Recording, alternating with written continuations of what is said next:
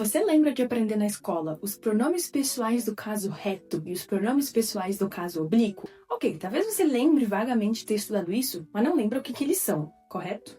No inglês, a gente também tem os equivalentes a esses pronomes. A gente tem os subject pronouns e os object pronouns. Nesse vídeo eu vou explicar qual que é a diferença deles e eu vou te mostrar como eles são importantes em inglês. Eles são fundamentais para a gente formar frases básicas em inglês. Hello everybody, eu sou a Teacher Ana, eu sou professora de inglês e esse é o Ana Busy Talks.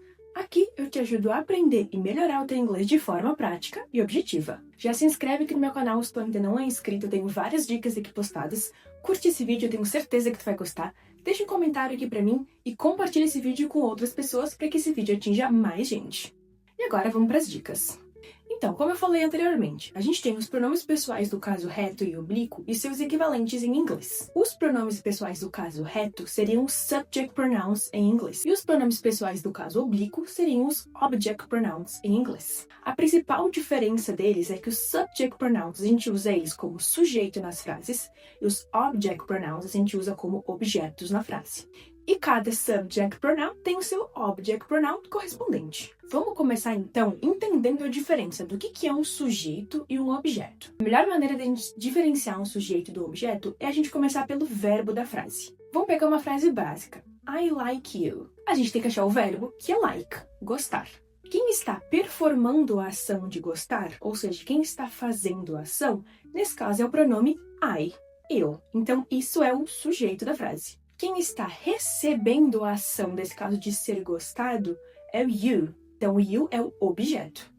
Ou seja, quem performa a ação é um sujeito, quem recebe aquela ação é um objeto. Quem faz ou recebe a ação do verbo, sujeito e objeto, não precisam ser pronomes, não precisam nem ser pessoas. For example, the dog chases the ball.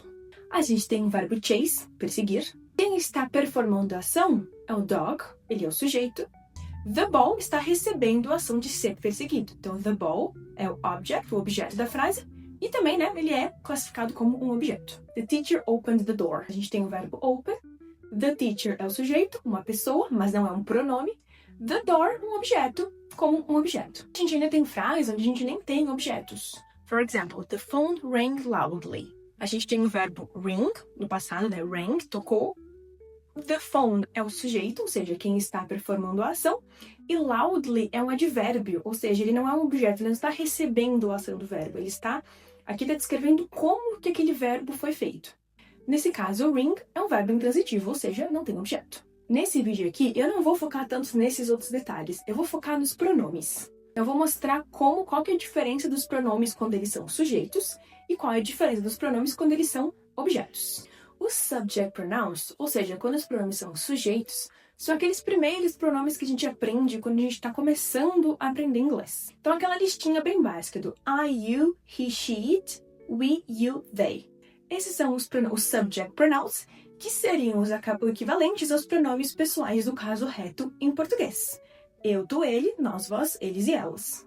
E esses pronomes vão ser sempre os sujeitos das frases. For example, I eat breakfast. She works here. They live in Brazil.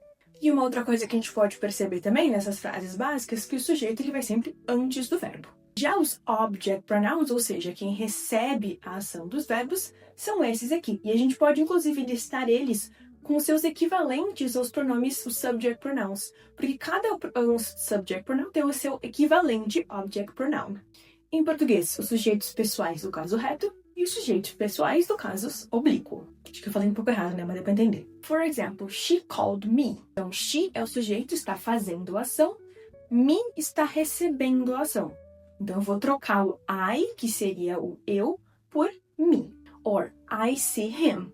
I está fazendo a ação, him está recebendo a ação. Então, eu tenho que trocar o he por him. They invited us. They está fazendo a ação, us está recebendo. Então, eu troco o we por us. Lembrando também que eu posso formar frases sem necessariamente que as duas partes, o sujeito e o objeto, sejam pronomes. My sister called her. He works with his friends. The class loves her. Então, da mesma forma que o sujeito e o objeto podem ser pronomes, mas tem uma frase onde só o sujeito é um pronome, só o objeto é um pronome, ou nenhum dos dois. Enfim, então, a gente vê aqui como a gente bota eles na frase, mas não é obrigatório que os dois precisem estar ali. A obrigação é, quando o pronome é um sujeito, ele tem que ser subject pronoun.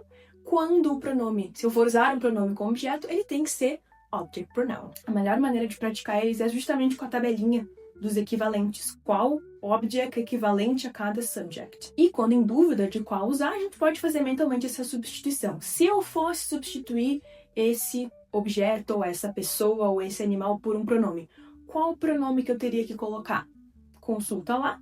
E se precisar de um object, qual que é o equivalente? Então, porque normalmente a gente aprende primeiro os subjects para depois aprender os objects. Então, essa comparação, colocando os dois lado a lado, é bom mentalmente pra gente lembrar qual que eu tenho que usar em qual situação. E é isso. Essas foram as diferenças entre os subject e os object pronouns. Se tu gostou desse vídeo, não esquece de curtir. Deixa um comentário aqui embaixo pra mim se tu tiver alguma dúvida, uma sugestão, uma reclamação. Se inscreve no canal para não perder os próximos vídeos e vai conferir as outras tantas dicas que eu já tenho aqui postadas. E compartilha esse vídeo com outras pessoas para que ele atinja mais gente e ajude o meu canal. Me segue também lá nas outras redes para não perder meus outros conteúdos. And that's it for today. See you in the next video.